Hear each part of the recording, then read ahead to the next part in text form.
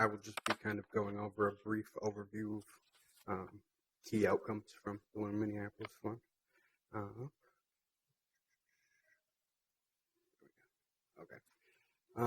As Director Rubidor said, the program was expanded from $65,000 to $80,000 in the 2014 cycle, which allowed us to fund 7 organizations. The first year we funded 3.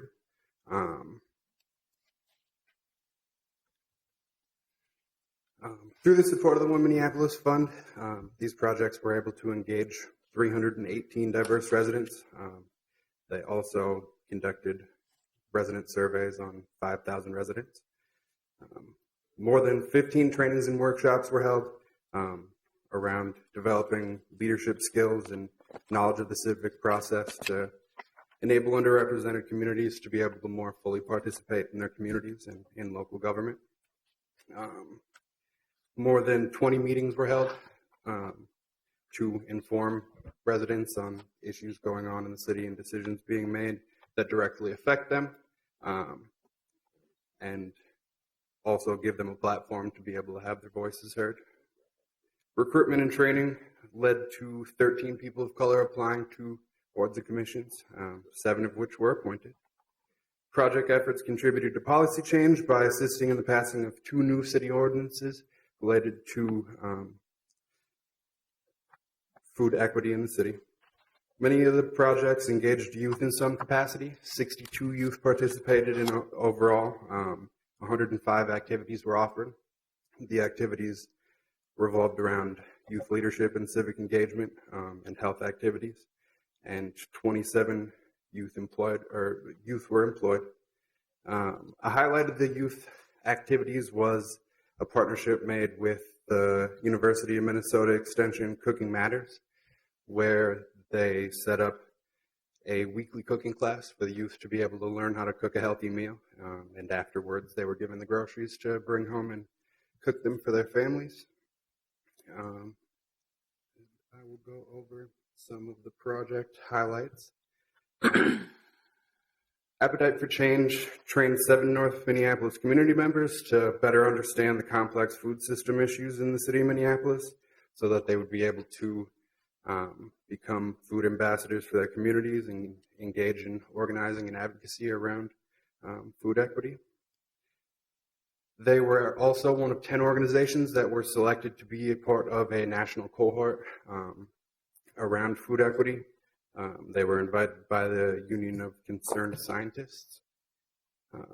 Asian Media Access invited 100 underrepresented community members to submit business plans along with initial startup funding costs, which were included in market cluster research that they did.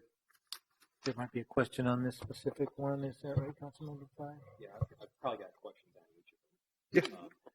Do you want to wait till the end, or Whichever is easier. why don't you hit them as we go? I guess so. Okay. Okay. Thank you. I'm sorry, I forgot your last name, Mr. Gorder. Mr. Gorder. Thank you for the work you're doing in the presentation. And, I know that a lot of this comes from a direction by the City Council for you guys to move forward with this. I have a bunch of questions that I have. Okay. So first, regarding the appetite for change, it says provided employment opportunities for 21 youth.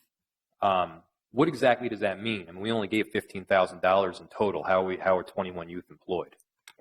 They didn't go into very specific detail about the employment opportunities. They did discuss the fact that they were surprised and impressed by how involved the youth did get in a lot of their policy and advocacy work. I know that some of them went with when they went to this meeting of the national cohort. Yep. But in their report they submitted, they did not discuss in detail what the employment opportunities were. So I think this is something that we definitely need to follow up on. I mean, if we're doling out money and they're saying 21 youth have been given employment opportunities, which sounds like a great result, but if you look at the actual statistics, that doesn't make any sense to me whatsoever. So, I mean, maybe there's something that I'm not seeing. Maybe they connected them with other employers, but we need to look into see what they actually did rather than just putting the numbers down. So then the second thing is, it says It says engage 31 youth through trainings and community organization. That's great, but this doesn't appear to be one of the promises made. This appears to be something that they were already doing, is engaging youth generally, regardless of the allocation of $15,000. Good thing, but they were already doing it, regardless of the money that we were giving. And then, okay, fair point about the ordinance. They did do some work on that, and I remember it. And then the second thing with the Asian media access. Mm-hmm. So the fourth piece, which is worked with UROC and Cura to update UROC's Northside Asset Mapping website, like that's a thing. That's an objective, clear thing that they accomplished. At least the first two on there that I'm seeing, the invited 100 people to submit business ideas. Again, it's more difficult to decipher a result there.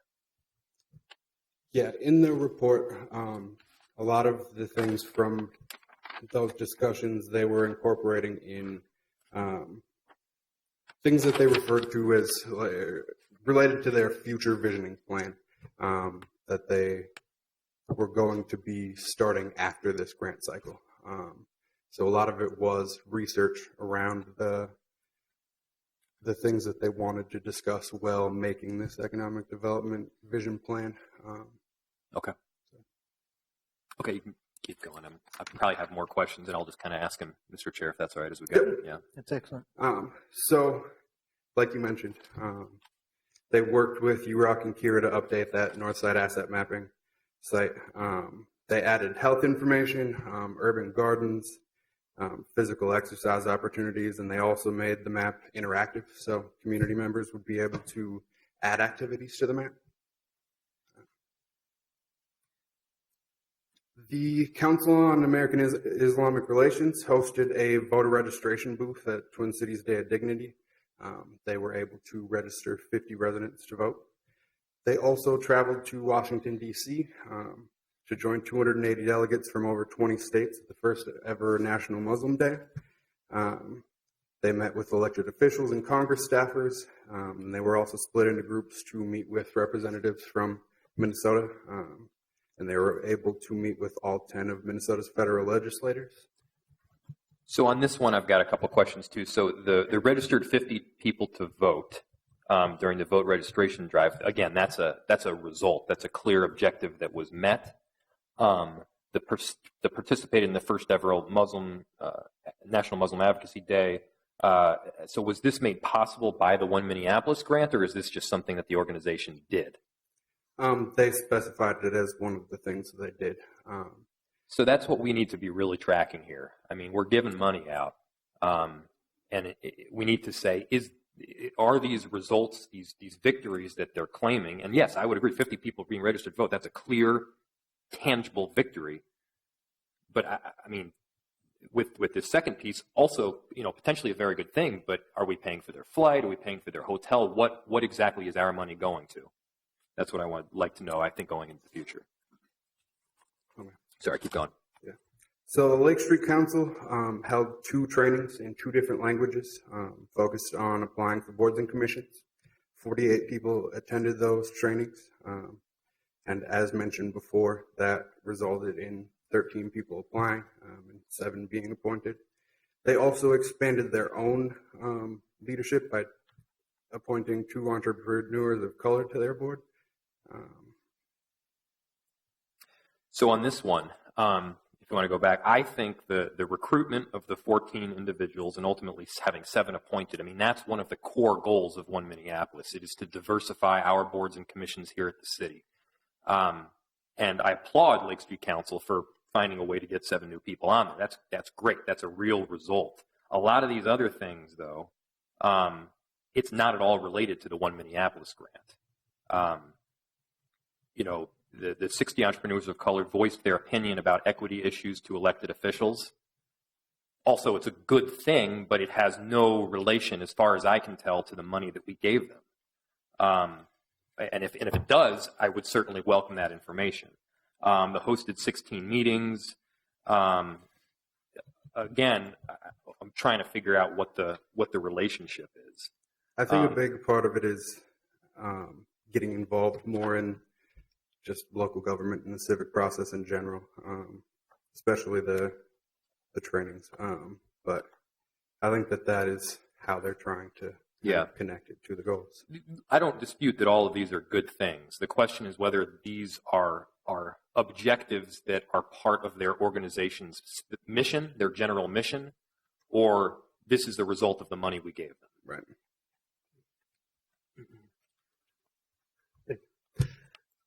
Chair Gordon, if I may step in for a minute, just again, Justin, being relatively new to this, if I may address Councilmember Fry's concerns there, you are exactly right. The One Minneapolis grant program is a small grant program, and I don't think any of these initiatives would be supported by this program in its entirety. That they are actually using the funds to supplement and support other activities that they have going on. The first couple of years when the program went out, we were a little bit more general in the grant guidelines that were issued in order to really just being able to support leadership development and getting more civic engagement and more engagement by communities of color and people of color within the city. We've become much more intentional about making sure that those connections in the later grant cycles are directly related back to city work. So I brought up in 2015, I brought up the guidelines, which have been enhanced and actually approved by the City Council both in 2015 and the 2016 grant cycles, is that the community and cultural organizations should submit proposals for projects that develop leadership, engage communities, and result in increased involvement in city leadership structures by diverse people. For the purposes of the RFP, the city leadership structures refers to City of Minneapolis boards, commissions, neighborhood organizations, and other similar advisory or civic engagement groups. In 2014, that language was not included in there, but as the program has evolved, we've become more specific, I think, to a number of the points that you are raising, making sure that the work is not supplementing things that were already going to be happening, but is much more intentional about providing pathways for community leadership into the city structure. So in this current cycle, it was more general. In latter cycles, that has since been corrected. Mm-hmm. Thank you, Mr. Weber. So it might, go ahead. just given this discussion, it might have been helpful if we had, I guess, the original RFP available. I was trying to access it online as Councilmember Fry's been asking questions about it.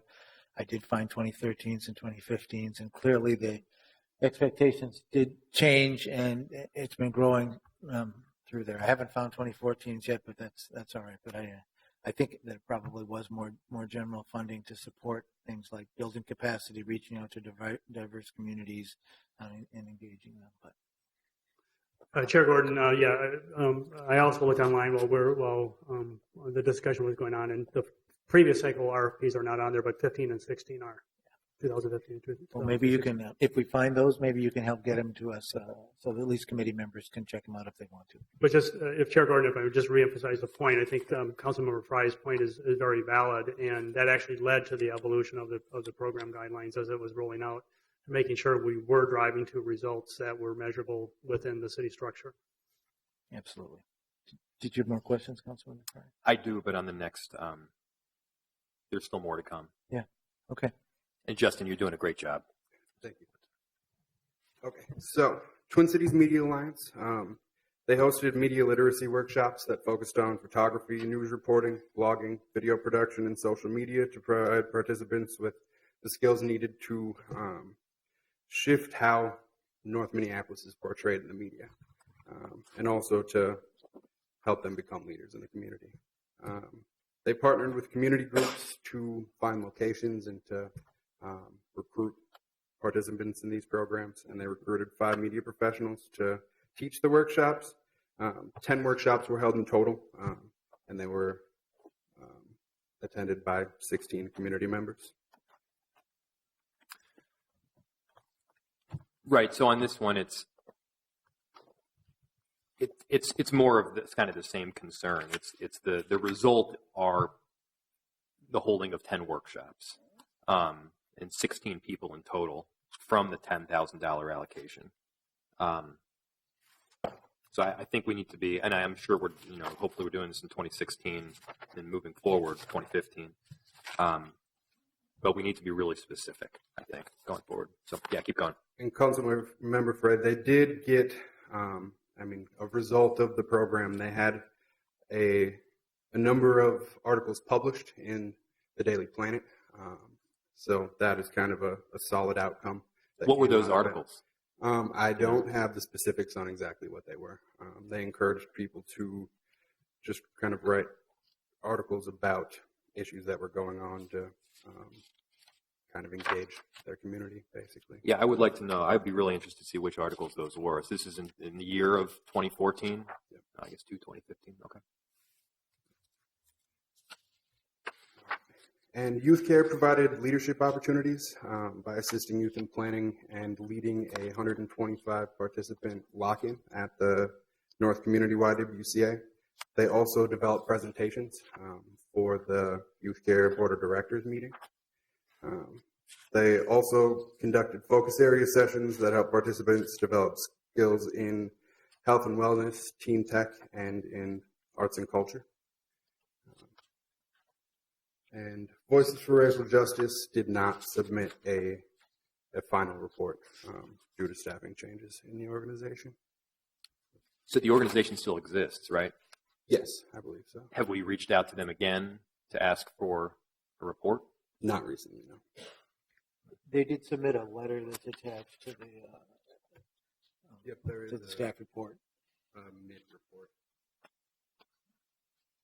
Chair Gordon, Councilmember Fry, we've made a number of requests for Voices for Racial Justice to submit the final report that never came in. We did get a midterm report on it. Okay. So going back to the youth care, because I don't have any information to really ask about the Voices for Racial Justice, but on the youth care, so the first one, it says worked with youth to plan and lead a lock-in for over 125 teens at the North Community YMCA.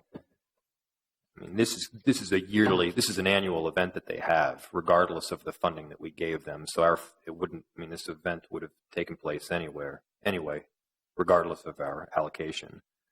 And then the second one is supported youth in developing a presentation for the Youth Care Board of Directors. This was also, it's not clear that this was made possible by the One Minneapolis Fund.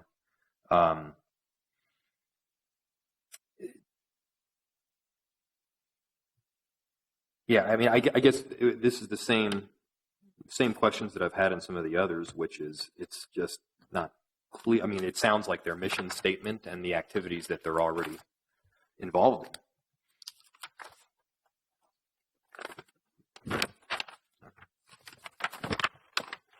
Chair Gordon, if I may just respond to that a little bit.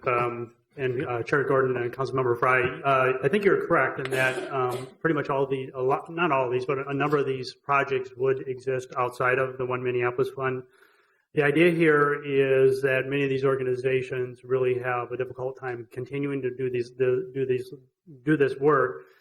As a result, these grants were given out as a way to continue to support, in essence, good work that was out there, also as ways to build a relationship with the city and continuing to be providing pathways for underengaged communities to really connect with the city and using these grants as a way to develop that.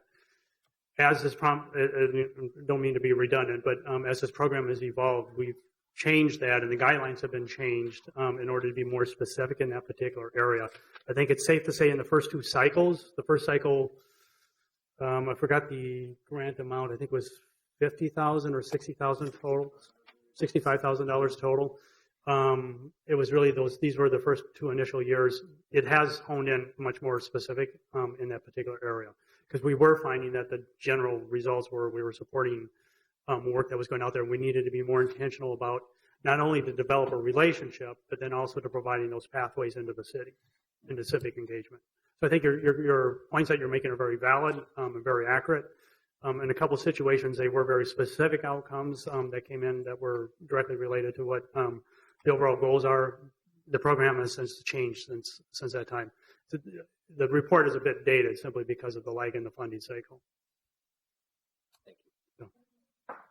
Councilmember Bender also had a question, and then Councilmember Kano.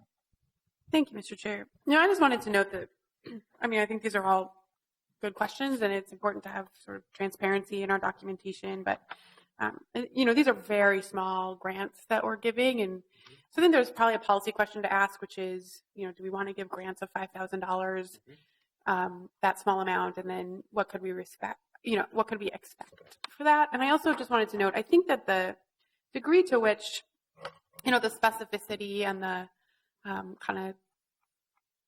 overall report from each organization probably also represents that organization's overall capacity as much as it does the particular grant we gave. And I don't know all of these organizations super well, but the ones I do, I can kind of think to my head how many staff they have and how many programs they have and how that may have influenced how they were able to report on this.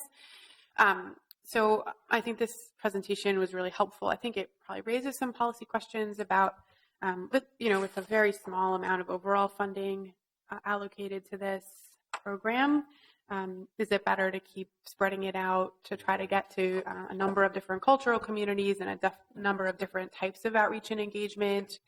Or, and if so, then I think, these amounts of funding are just very small. And so, anyway, that's just a comment. Councilmember Kano. Thank you, Mr. Chair. So as I'm listening to the questions from council members, I just wanted to offer maybe one way that we could look at this moving forward.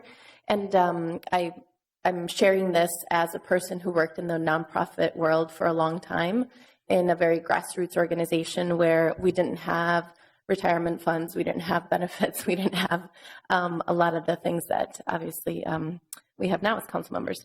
But one of the things that I'm noticing is that obviously every dollar counts, every dollar matters for these small organizations that are doing this work. And I know that a lot of times when we used to put grant applications together, there would be multiple sources of money that would fund one project. Mm-hmm. And so when you report back on that project, all of those sources of funding get credit for making that work happen. And we wouldn't sit there and churn out, was it half a person that was served by the $10,000 or was it 3 people that were served by the $5,000? That kind of metrics is actually counterproductive to the overall work of the organizations, just because there's just not enough capacity to illustrate the work in such a granular manner where the fine details of these fibers of work actually take up more time in reporting than in doing the actual impact and work in the community. So I think in the future, the one change that I would suggest or addition is, if these folks are reporting back to us, just to let us know, if this is part of a larger pool of dollars that help to make this work come together, then just acknowledging that the project to register 50 people probably cost, $55,000 to $70,000. And so the $10,000 is just a part of that work. And so just being able to identify how our dollars are being leveraged with other resources in the community so that we can better reflect the amount of partnerships and work that it takes to do the work that these organizations are churning out. Thank you. Councilmember Frye. Thank you, Mr. Chair. So, I think that's exactly right. So the big question here, I think, is first of all, we have to acknowledge that, yes, our $10,000 or $15,000 is part of a much greater overall funding project that these organizations are going through. When we give $10,000 or $15,000 out, I don't think it's fair for us to claim credit for a lot of the work when certainly there are probably other jurisdictions, other grant associations that are probably further facilitating this work than we are. But I think the big policy question is are we giving this money for specific projects, or are we, the city, a grant organization that's helping to further the overall objective and vision of these nonprofits? And it's a fair policy question, but it's one that we should probably be very honest about with ourselves and what we're doing and what we're not doing. So I did go back and I looked at the RFP for 2012 and 2013, and it was clear then we were reaching out to try to support groups that were trying to build a more inclusive city. It was called I think we had a city goal back then that was many people, one Minneapolis, and the organizations they were looking for were grounded in cultural indoor community organizations and actively working towards building an inclusive Minneapolis. The 5 broad things they were looking at is engagement strategies that can build social capital, promote socioeconomic equity, foster partnerships, strengthen leadership, and increase inclusion. So I think based on that, and I'm not sure how much that followed over to the next year in those applications, but I think that was part of it. We were trying to help build a little capacity to help make it a more inclusive city. So that's probably why there was some of these projects are all over the board, and they're very different from one another, but they're trying to do outreach and engagement and get people more involved in what's going on. So I guess I'd encourage us to check out what the request for proposal looks like for this year, although we'll expect to get the 2015 report sometime early next year. And so look at that. And the 2016, I think each request for proposal has gotten more formal and more clarity was added to it as we went along. I do know that I think there was significantly more added to the budget in 2015. It was almost doubled, as I recall. So we'll see. And I'm sure we know who's got the funding already and who applied for that, so we could check on that too. That seems to have encouraged some more comments here. Councilmember Johnson. Thank you, Mr. Chair. And I just wanted to say that I understand the evolution of this with the RFP, and I think that that's helpful with this. And I think from the questions, it's some good feedback for as you look at 2015 results, less ambiguity in those reports and just more specific details around how many people served and what specifically happened. I know sometimes, especially coming from the working with a lot of nonprofits and being on the board of nonprofits previously, it's easy sometimes to get really used to your mission statements and to talking in certain terms. And I think that in this particular case, there's an opportunity for us to encourage getting away from that a bit and really getting into what are the specifics that are happening out in the community, how many people are being served. Because I know there's a lot of great work that goes on through these organizations, and I think that it's really an opportunity to highlight that and any assistance we can provide in helping them kind of cut through, I guess, some of the nonprofit speak or some of the kind of organizational speak that occurs with this is helpful. So that's just feedback, no need for response, but I appreciate all of the questions and answers and all the work overall that we're doing. Thanks. Councilmember Bender. Thank you, Mr. Chair. Could you tell us how the RFP is structured and if there's a range of request, like the budget amount request for each individual application? Or perhaps you could just send it to us for follow-up. Chair Gordon and Councilmember Bender, I'd be happy to send you the actual RFP that was for the current cycle. Typically, there's a limit on how much they can get. I will say, to your point earlier, is that in these initial years, the grants were really small. As the program has gotten, as the fund for the entire balance of the program has increased, the grant amount goes up. It now goes up to $25,000. And with that comes higher expectations around the reporting and also just the general evolution about the reporting around specific outcomes. So I think all the comments today have been very helpful in as we do our next round of collecting the reports, including how these grants are and these contracts are actually partnered with other funding sources and making sure we understand the full complexity or the size of the programs that we're actually supporting in the reporting part itself. But I can send you the RFPs. So Thank you. That's helpful. And then I just had another question along with that, which was the level of specificity in what how we're opening up the application. So if there's some questions about the different kinds of work that's happening, anyway, it seems like another balance of being very open-ended and letting organizations self-define what kinds of things they want to bring forward versus us being more directive in the kind of work that we hope we can fund through this grant program. So you could respond to that, or could just leave it as a comment to follow up after I remind myself the details that are in the RFP. I know we've seen it before. I just don't remember.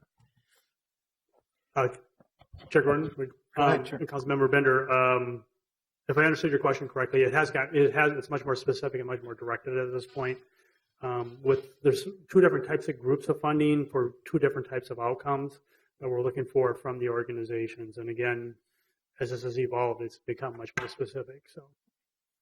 I guess I'll just note, I really really this presentation.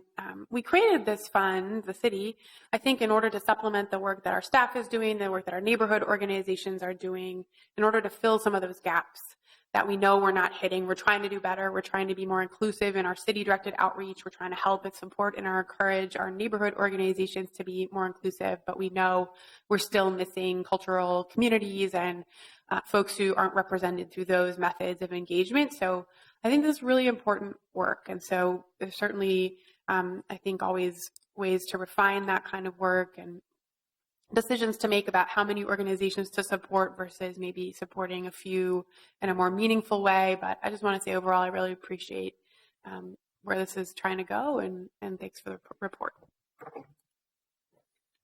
I was just trying to think back to the previous reports we had about this, and I think that after the first year, we may have had some of the grantees come in and talk about what they did.